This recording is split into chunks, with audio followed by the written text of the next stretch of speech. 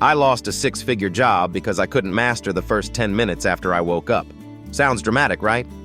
Stick with me, because the small things you do before the world starts shouting your name can either build your dream or burn it down. And the crazy part? The fix wasn't a miracle morning. It was a handful of tiny, boring moves that rewired everything. I'm Mike, and if you're juggling career stress, trying to level up without burning out, I see you. Surveys show most American workers report work-related stress, and I was the poster child. On paper, I had it together. Downtown apartment, decent salary, Slack pinging like popcorn. Inside, it felt like my life was happening to me, not because of me. My mornings were a mess. Alarm at 6:30, snooze until 7:45, stale coffee, cold shower if I had time, emails in bed, heart rate already spiking before sunrise. I'd tell myself, I'll get my life together tomorrow. Tomorrow kept ghosting me. One Tuesday, I missed a client kickoff because I was stuck in traffic with a shirt on inside out and coffee on my jeans. I sprinted into the conference room, sweaty and late. My manager's face went blank in that scary way. Later that afternoon, I heard the words, "We're making changes." The floor didn't open up, but my chest did. I drove to a Target parking lot and sat there, hands shaking on the steering wheel, smelling that weird mix of winter air and fabric softener drifting from someone's trunk. I was 34 and felt 84. My entire identity was busy, but I wasn't effective. I was a professional firefighter of problems I'd lit with my own habits.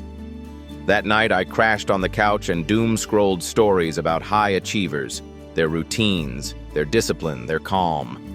I thought, must be nice. Then I heard a line in a talk that punched me in the gut. You don't rise to the level of your goals. You fall to the level of your systems. I stared at my sink full of dishes, my open laptop, the Uber Eats notifications. It wasn't that I lacked ambition. I lacked a system, not a 50-step ritual, just a reliable rhythm that would run even when my willpower tapped out. The next morning, I tried something embarrassingly small.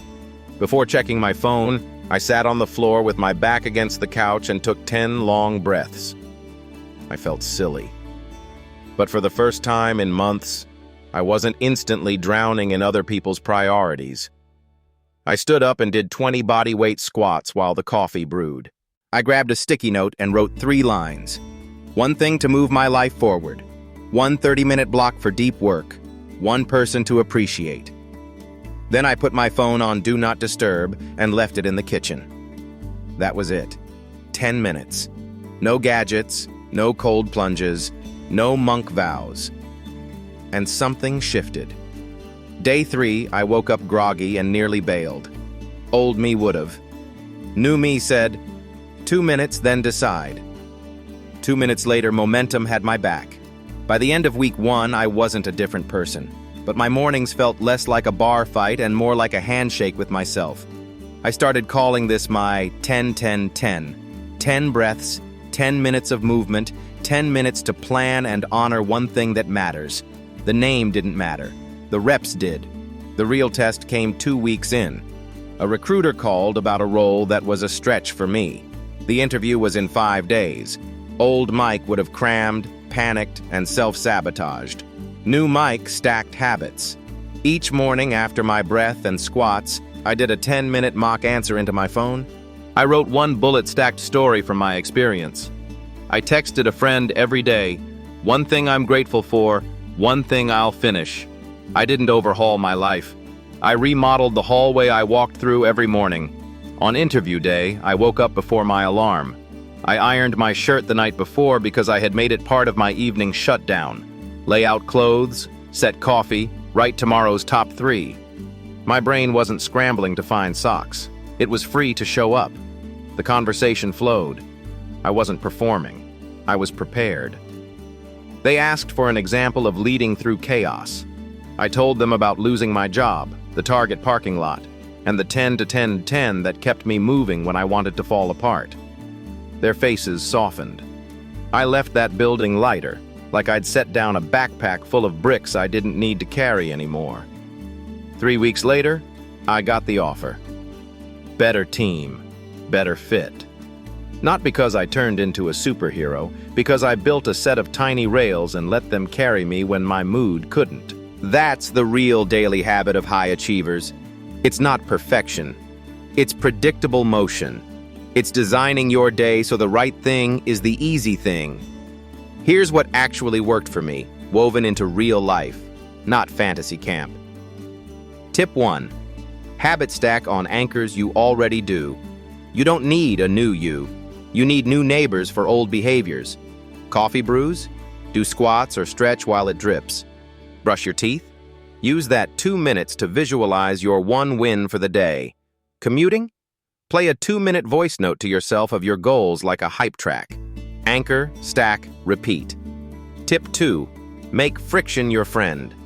High achievers don't rely on motivation, they edit the environment. I put my phone to sleep in the kitchen on a cheap charger, not by my bed. I set out a water bottle and shoes by the door. I made junk food inconvenient. Top shelf, back of cabinet. If it takes 30 seconds longer to do the wrong thing and 10 seconds less to do the right thing, you'll glide toward the right thing. You're not weak. Your environment is loud. Turn it into a whisper. Tip 3. Protect one sacred block daily. I call it my gold brick. 30 to 45 minutes where I move one needle that matters. Not inbox, not Slack triage, not dusting my bookshelf. One brick that, if laid every day, builds a wall that changes my tomorrow. I guard it with Do Not Disturb and a calendar invite labeled Meeting. Spoiler, it's a meeting with future me. Tip 4. Never miss twice. You'll skip a morning. Kids get sick. Flights get delayed. Life throws elbows. The rule is not don't miss. It's don't miss twice. If I blow a day, the next day I show up for the 2-minute version. 2 minutes is enough to keep the flame alive. Momentum is the habit. Ambition is the gasoline. Tip 5. Close your day like a pro. High achievers don't just start strong, they land the plane.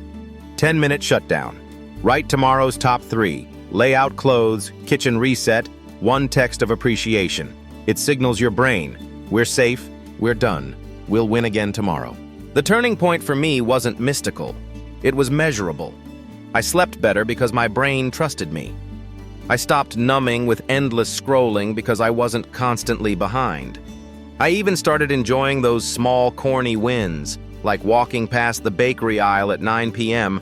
and choosing water at home. Not because I'm a saint, because I rewired default settings. Discipline is just decisions made once and installed in your day. And here's a secret most people don't say out loud. High achievers get bored too.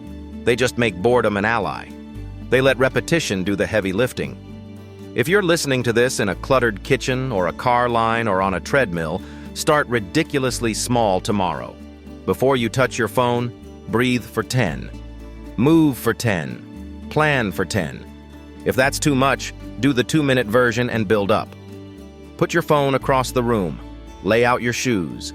Write your top 3 on a sticky note and slap it on your laptop. Then do it again and again. You don't need a new life. You need a new loop. Quick recap you can screenshot. Stack tiny habits onto anchors you already do.